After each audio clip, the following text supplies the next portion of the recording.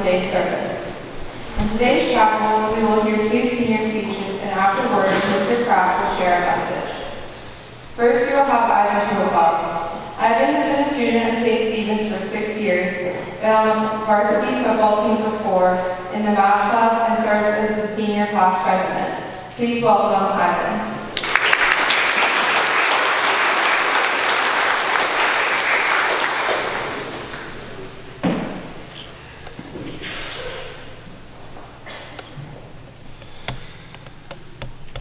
While thinking about what to write for my senior speech, I was trying to come up with an idea that's lighthearted, not redundant, and can still serve as a decent advice for you, rising sophomores, juniors, seniors, and of course, this year's graduating class, as we prepare for the next chapter of our lives. There, without much thought, I decided to write about golf. For some, just a game.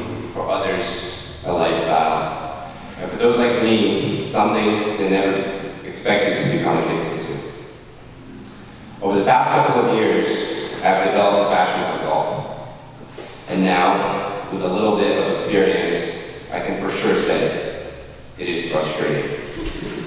In fact, it's much more frustrating than it actually is fun.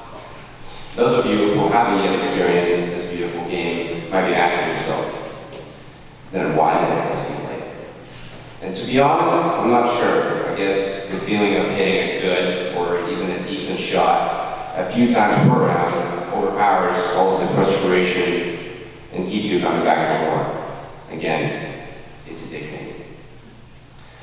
After taking some time to think a little deeper about golf, I realized by throwing countless failures in your face, it forces you to develop patience and self-composure, which in my opinion are essential qualities for everyone to possess.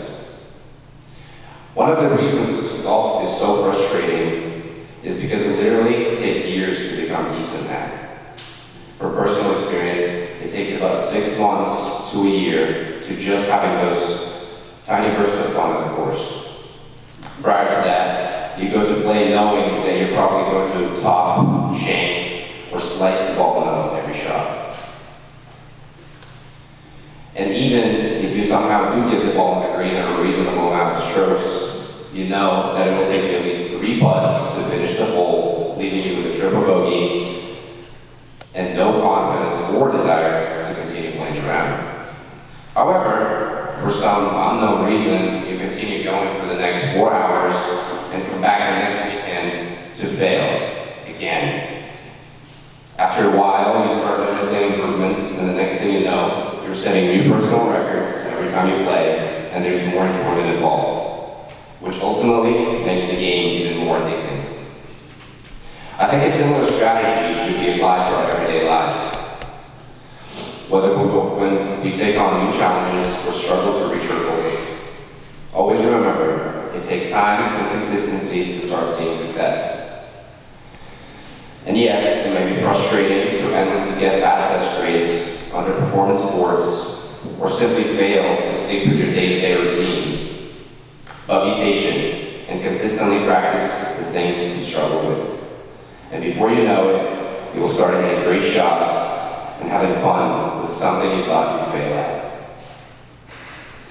Another parallel I found between golf and our daily routine is the importance of self-composure and remaining calm. Once again, golf can certainly be very, very frustrating. And trust me, it is extremely easy to lose your cool after shanking your 8th drive of the day. But those who've been on a golf course know that along with frustration comes the desire to absolutely smash the ball to make unreasonable decisions to make up for the bad shot.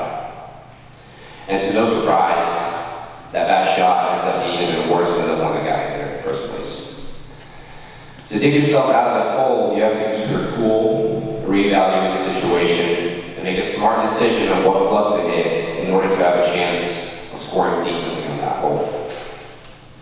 Same goes from when we hit a shank in our day-to-day life.